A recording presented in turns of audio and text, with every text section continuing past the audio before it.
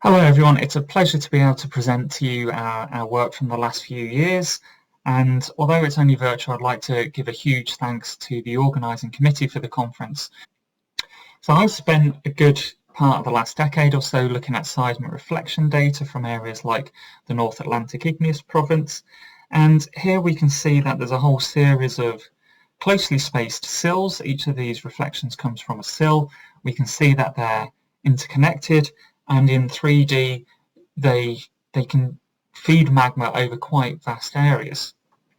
If we want to go to an extreme, here we have the Karoo Basin in South Africa. Each of these little black areas are outcrops of sills, and the idea in this area is that these sills are interconnected and feed magma laterally across an area the size of Spain. So sill complexes we've seen recently are common, mainly in sedimentary basins, but they can also occur in crystalline rocks as well. They can transport magma over vast distances, certainly hundreds of kilometres, and there's some suggestions that perhaps over 4,000 kilometres even in some cases.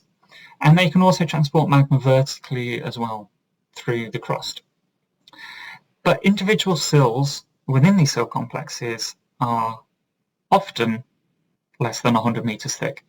And typically, they're actually within the 10 to 30 metre range as well.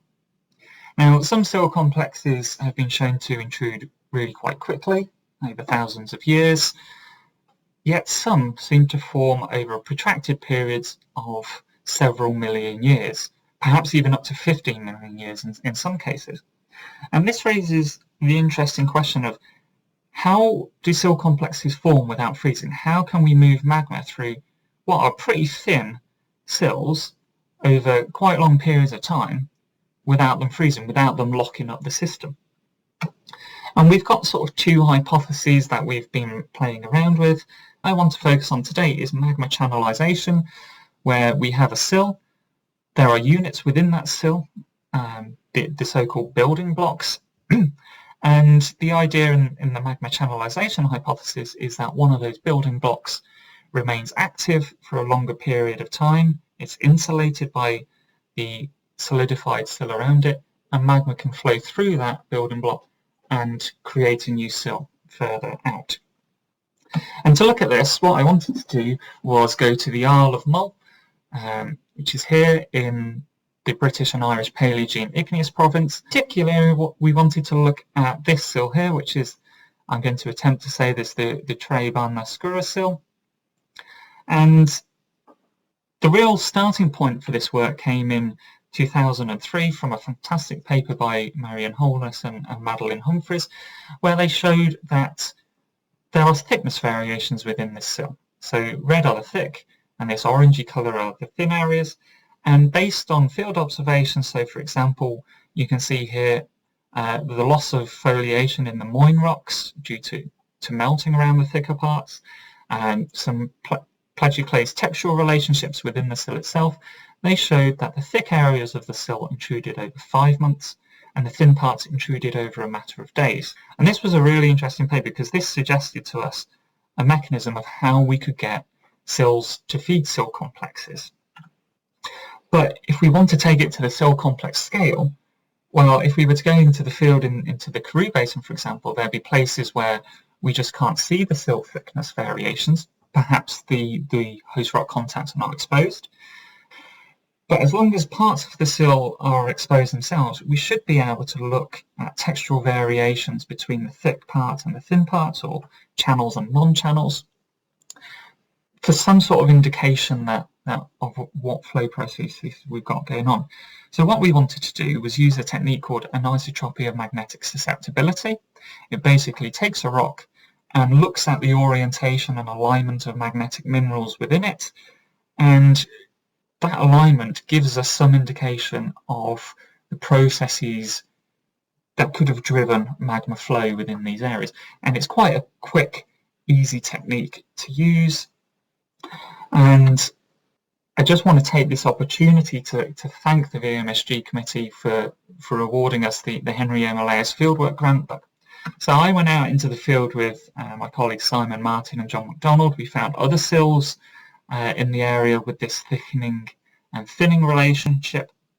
And we were able to get a good series of samples from that Treban-Mascura sill.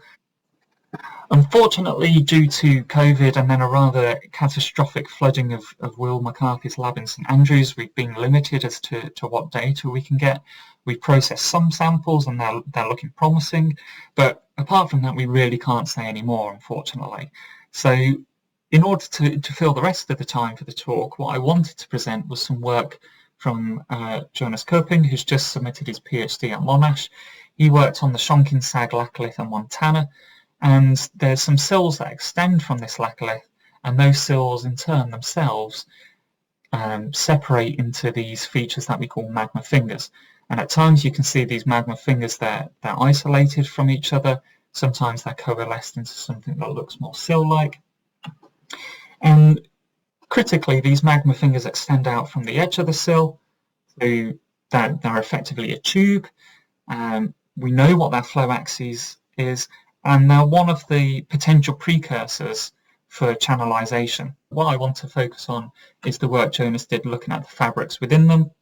He looked at the magnetic fabrics, he looked at the petrographic fabrics of silicate phases, and was able to identify what we call primary flow, so flow related to the propagation of these fingers. But we soon realized that we were not just looking at magma flow in 3D, we were looking at magma flow in 4D. So to cut a long story short, what we see is that the size of these fingers is not how they start off. Not only are they propagating along their axis, but they're also inflating vertically and they're expanding laterally. So we get lots of complicated fabrics from that primary magma flow, the propagation, but then lots of inflationary fabrics, so squeezing at the intrusion edges. And what this has told us is that, well, one, we think magma channelization is key to the development of sill complexes. Yes, there's more work that we need to do.